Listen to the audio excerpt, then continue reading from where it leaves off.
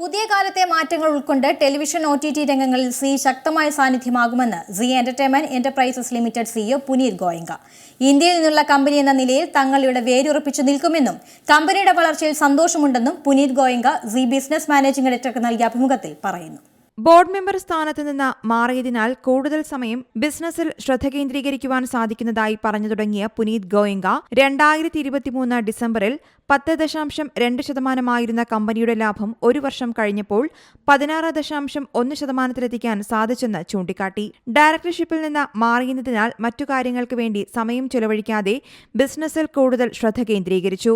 സോണിയുമായുണ്ടായ ലയന വാർത്തകളെക്കുറിച്ചും പുനീത് ഗോയങ്ക പ്രതികരിച്ചു. സോണി എന്നല്ല, തങ്ങളുടെ വളർച്ചയ്ക്കും താൽപര്യങ്ങൾക്കും ഉപകാരപ്പെടുന്ന ആരുമായും ചർച്ചയ്ക്ക് തയ്യാറാണെന്നും അദ്ദേഹം കൂട്ടിച്ചേർത്തു.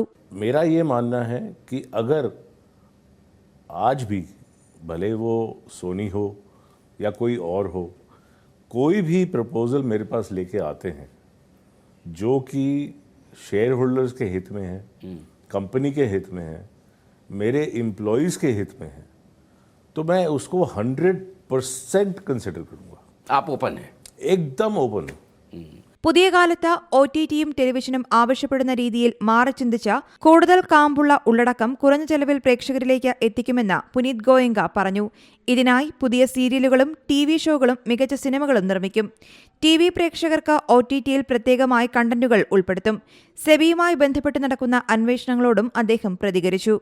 सेबी को अप्रैल 2024 में अपनी रिपोर्ट देनी थी, जो कि आज तक भी नहीं आई है.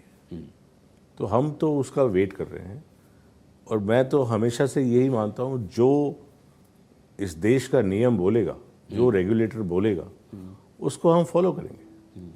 इसमें कोई दो राय नहीं है. मैं उसको नेगेट भी नहीं करना चाहता हूँ.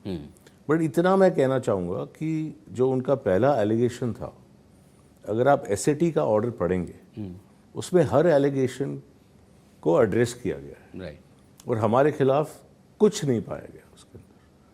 तो देखते हैं क्या होता है. വിദേശ കമ്പനികൾ പലരും ഇന്ത്യയിലേക്ക് കടന്നു വന്നിട്ടുണ്ടെങ്കിലും സിയുമായി ഒരു വൈകാരിക ബന്ധം പ്രേക്ഷകർക്കുണ്ടെന്ന് പറഞ്ഞ പുനീത് ഗോയങ്ക പണം മാത്രമല്ല ഈ മേഖലയിൽ കാര്യങ്ങൾ തീരുമാനിക്കുകയെന്നും കൂട്ടിച്ചേർത്തു. Zee Business managing editor Anil സിംഗ്വിക്ക് നൽകിയ അഭിമുഖത്തിലാണ് പുനീത് ഗോയങ്ക പുതിയ പ്രതീക്ഷകളും പദ്ധതികളും പങ്കിട്ടത്. News desk Zee Malayalam News. ഏറ്റവും പുതിയ വാർത്തകളും വിശേഷങ്ങളും വിരൽത്തുമ്പിലറിയാൻ സി മലയാളം ന്യൂസ് എല്ലാ ഡിജിറ്റൽ പ്ലാറ്റ്ഫോമുകളിലും ലഭ്യം.